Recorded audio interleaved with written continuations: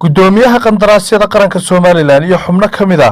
gudida qandaraasyada oo maalmihii ugu dambeeyay hawlo shaqo u joogay gobolada bariga Soomaaliland ayaa maanta magaalada Burco kormeero kala duwan ku sameeyay mashaariic laga hirgeliyay cisbitaalka guud ee magaalada Burco garoonka kubadda cagta Alamsey jaamacadda Burco iyo dugsiga Togdheer oo loo hirgeliyay dayr baahi weyn ay u qabeen iyo sidoo kale biriishka koobaad ee magaalada Burco gudoomiyaha qandaraasyada qaranka Soomaaliland Nuux Maxamed Xuseen ayaa faahfaahiyay hawlaha shaqo ay ku guda jiraan safarka iyagana wuxuu daaran yahay mashaariicdii xukuumaddu ka fulisay gobolka Togdheer inaanu soo kormeerno oo aanu u kuurgallo xaaladaha kala duwan ay ku sugan yihiin mashaariicdaas oo qaarna dhamaadeen qaarna gacanta lagu hayo waxa kale aan u soconnay shirkadihii qandaraasyada soo qaatay inaanu dabagal ku samayno oo iyaga qudhooda aanu qiimayno shirkadu way kala baxayaan qaar baa shahaadooyin aanu guddoonsiin doonaa marka aanu la kaashanno wasaaradihii iyo hay'adihii ay mashaariicda u wadeen qaar baa noqon doona oo ku guulaysan doona shahaadooyin sare qaar baa ku feelgaroobi doona haddii la tartamo sidii hore ay ugu soo tartameen qandaraasyada ay ugu soo tartameen shaqo wanaagana waa lagu tartami doonaa baan shirkadaha dardaaranka aanu halkan aan ka siinayno shirkadaha gobolka Togdheer ka dhisaya waxaanu leenahay shaqo wanaagsan baa qaranku idinka sugaya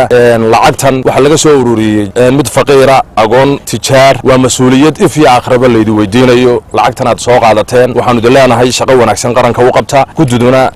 awalan iyo akhiran ba way daba taagan tahay way daba soconaysaa iyada iyo injineerada gudida qandaraasyada qaranku ujeedada socdaalkaygu wax kala maahay wax weeyaan dib u qiimeeyno soo eegno waxyaabihii mashaariicda dawladdu ay bixisay ee miisaaniyadda qaranka laga bixiyay ee guddiga qandaraasyada maray sidii ay u qabsoomeen waxtarkoodii bal siduu yahay inta socotay iyo inta dhammaatay intaba waxaan hore u soo marray gobollada Sanaag iyo Sool haddana Togdheer baanu joognaa haddii la yiraahdo sabtidana kulli waxaanu tagi doonaa Oodweyne kadibna gobolka Saaxil hay'adaha isku maynaan haleyn dawladdu hay'adaha isku maynaan miisaaniyadda qaranka ayay ka qabatay waxaan oo dhan ay ku jireen iyana waxa halkaas ka hadlay agaasimaha guud ee cisbitaalka Burco Dr. Cabdi Suudi iyo sidoo kale barasaabka gobolka Togdheer Maxamed Diir Yaxay iyagoo amaanay gudida qandaraasyada qaranka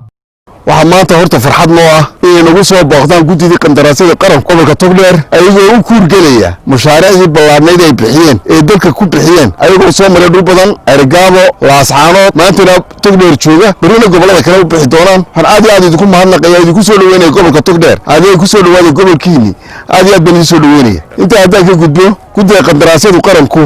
xukuumadda uu hogaaminayo madaxweyne Muuse Biixi Cabdi ka horeysay laba arki jirin mashaariicda bixiyaan laba arki jirin waxaan aad iyo aad madaxweynaha ugu boorinaya inuu transparency ka dhigay mashaariicda dalka oo loo tartamayo oo mashruuca yar maanta halka ay mutaayeen oo kale ay u tartamayaan in ka badan 100 shirkadood ay u tartamayaan ka nasiibkiisu helo si cadaalad ah ay u bixiyaan dalka ka tilmaamayeen iminka gudida qandaraasyada qaranku mashaariicdii laga hirgeliyay cisbitaalkan magaalada Burco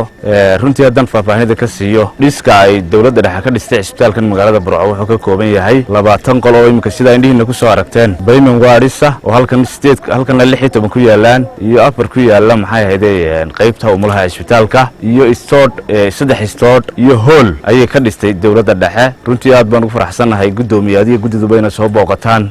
oo wixii hadii la dhaxdo dawladda loo qabanayay ee mashaariicdii soo kormeertaan dhiska bayman waariskana cisbitaalka guud ee magaalada Burco aad iyo aad buu ugu baahnaa oo runtii qof kasta ladan markaan dhex jiifino waarkii Ingiriisku inoo dhisay isagoo wax kale cisbitaalka uga tagin haddii qol gooni yahaynba maalin walba ambalaas buu Hargeysa naga qaban jiray aad iyo aad baan idinka mahadnaqaynaa hadii la dhaxdo idinkii dawladda dhaxaba annaguna runtii sidii lagu talagalay baanu sidaa in la arkaysan dadku uga faa'iideysteen Mahad Ali Goodir Ariel TV Burco